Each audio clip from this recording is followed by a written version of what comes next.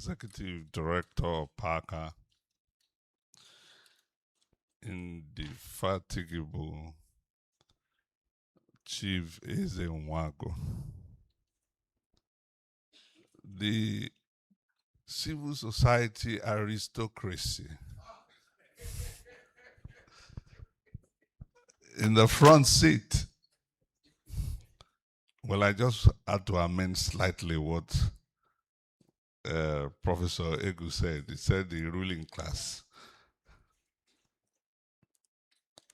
The panel, somebody on my entourage, the chairman of the PDP FCT chapter,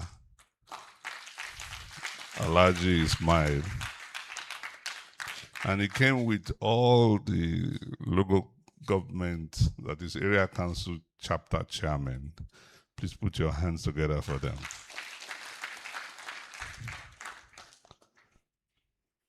We are talking about democracies, and the parties are central. Democracy is not just an NGO business.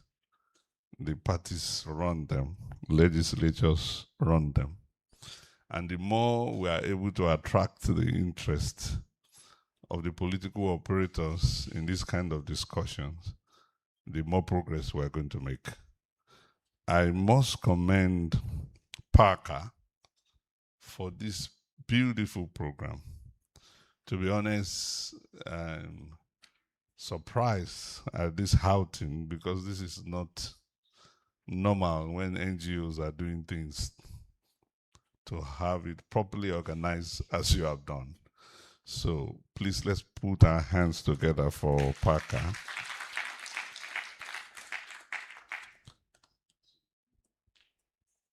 I wrote a paper, but I will speak to the paper. I'm not going to read it, especially when you already had somebody like Sam Egu speaking before you. So I've also done some references and codes which will be made available later, because we have academics here. And so those things that are not originally my thoughts are well acknowledged. The future of democracy in Nigeria, building institutions that outlast election. Today in West Africa, it could be easy to say democracy is half a dozen of countries that have either been democratic in West Africa. The other half a dozen that our attention are focused on are actually struggling military dictatorship, challenge on the street literally every day by the various oppositions in their country.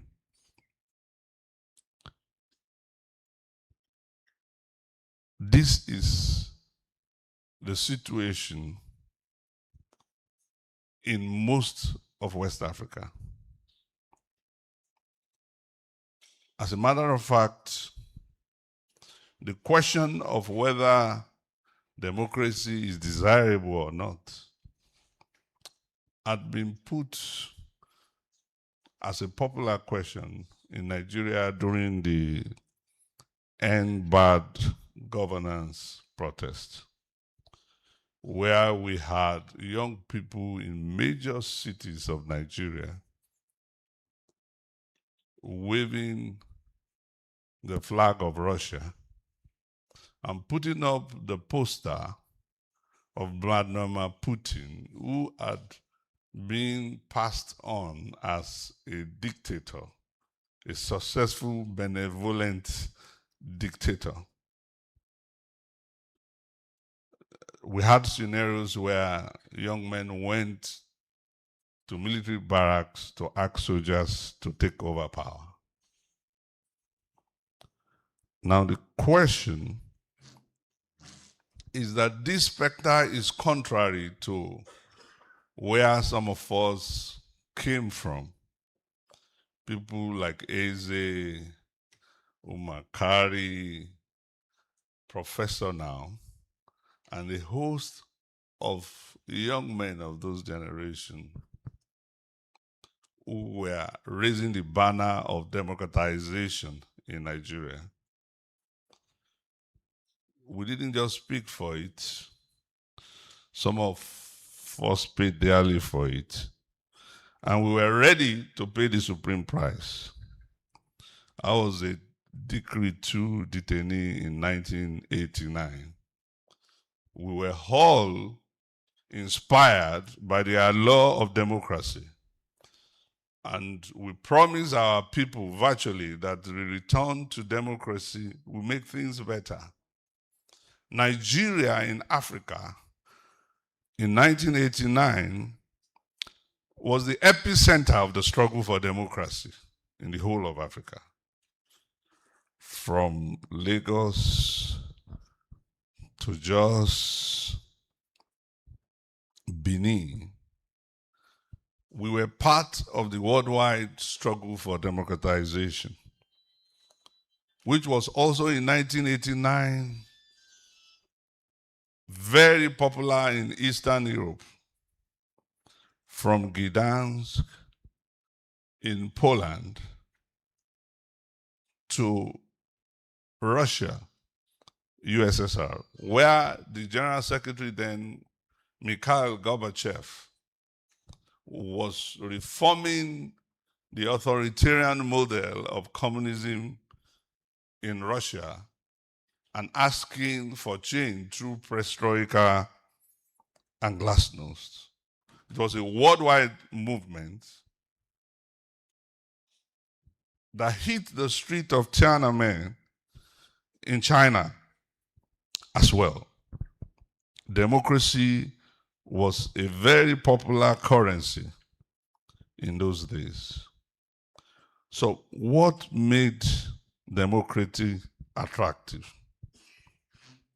Why is it no longer attractive in Nigeria? Why is the relevance and continuation of democracy being put to question? Before I answer this question, let me briefly visit what is democracy. Democracy is a government in which supreme power, sovereignty, is rested in the people and exercised directly by them or by their elected agent under a free electoral system. Abraham Lincoln called it a government of the people, by the people, for the people. Democracy can either be parliamentary or presidential, depending on the specific history. But the principal thing about democracy is that it makes provision for institutions that preserves natural rights. That is the basic bottom. And these natural rights are innate, they are natural to all human beings. So democracy only sets up structure and institutions and system to preserve those natural rights. Those natural rights are freedom of expression, freedom of assembly. These are natural things that God created human beings with. And as Flaw will say, human rights are my property. So democracy only sets up to protect that which is inalienable in human beings. We made this point in our paper on challenges of democratization, University of Jos, 2003. Interestingly, that paper was presented when Professor Ego was the head of department, as still germane till today. As has been said, in a democracy, we must have periodic elections. In a democracy, we must not just have periodic elections, but this election must be credible, transparent, and competitive. Competition means you must have parties that are free, then you must have institutions of states that protect rights that are independent of arbitrary control. And that brings me to our experience since 1999, when Nigeria returned to democracy. Our political parties have struggled as vehicles of state capture of power than as vehicles to deliver social justice, equity, or even to permit the discussion of how these noble ideas of democracy are to be achieved.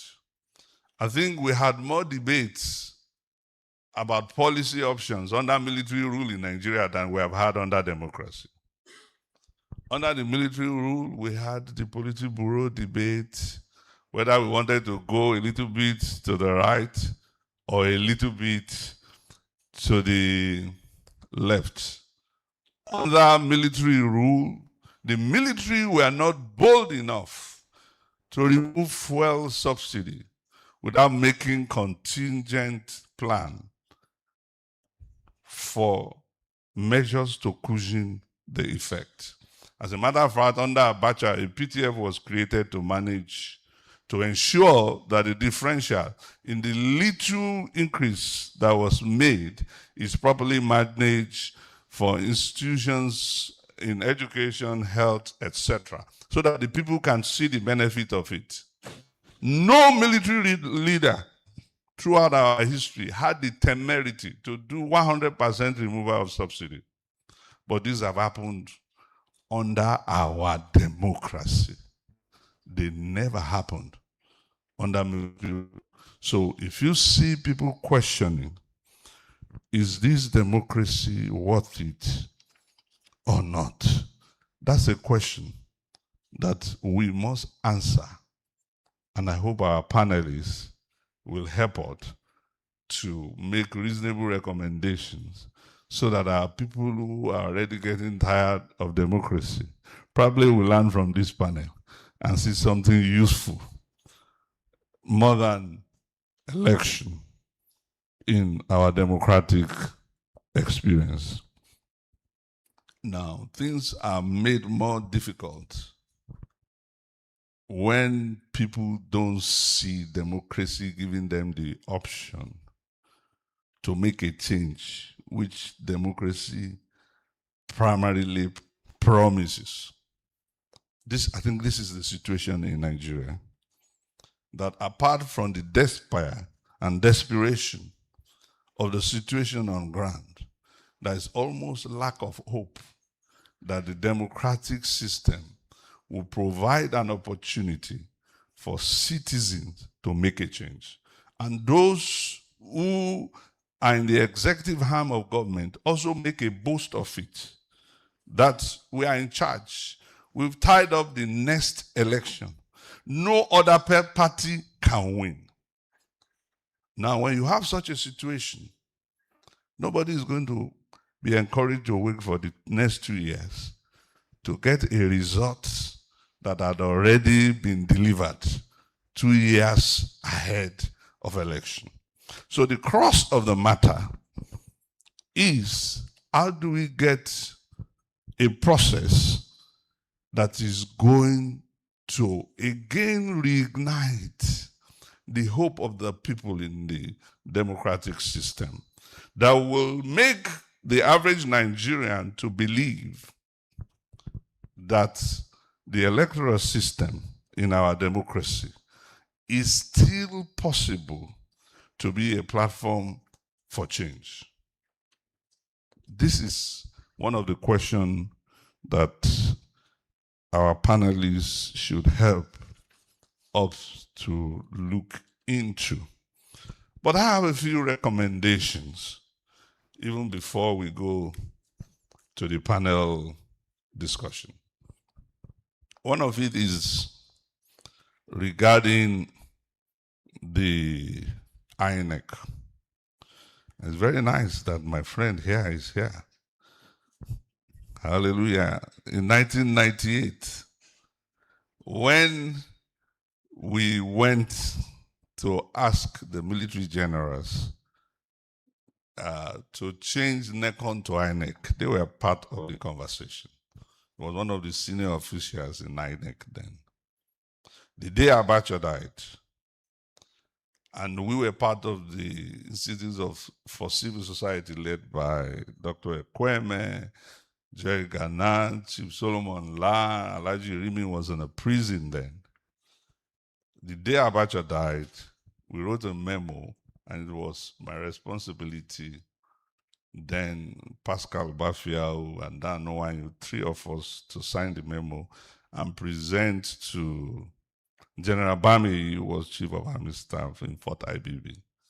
The military boys were moving the tanks, struggling. It was a very terrible moment that night. We had to just go to Fort IBB and make an input in what became this republic. It was a dangerous moment. I was not one of those who are in exile taking cognac in foreign embassies. We were there in the middle of the tanks. Eze will make the draft, and all these people, some of them on this panel, were part of all this process.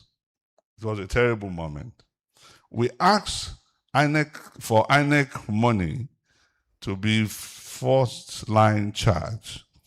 And let me tell you, INEC has been well funded under this republic. It was not any of the INEC chairmen that did it. We fought for it that night. The second thing we asked, we said we wanted independent National Electoral Commission.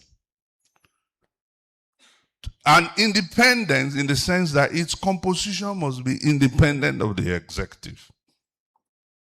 And that the position of INEC chairman and commissioner must be advertised through an independent process, such like you had in South Africa then. We asked for some fundamental reform in NECON. And that's why INEC was changed from NECON to that name, INEC. We gave the name INEC. I don't know how many of the people today who know how INEC, that name came about. It was in our memo.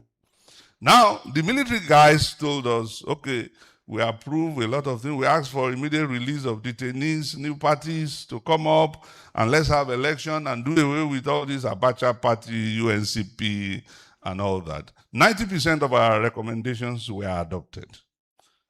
The only one that was not adopted was to make the composition of INEC independent of the executive. And that is the problem of Nigeria election today. The one that they rejected. I believe that is assignment for the panel. How to get back to a situation where we will have the electoral agency that is not just independence in terms of funding, but independence in terms of its. INEC today has a lot of powers that no other electoral agency ever had.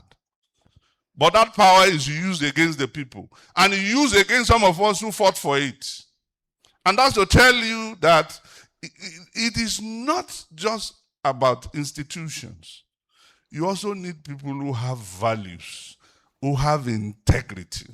You can have all the reforms in this world, but if you don't start them with people who have credibility and integrity, make Dr. Sam Egu the INEC chairman today. I believe he will do justice, whether that institution has legal framework to be free or not, based on his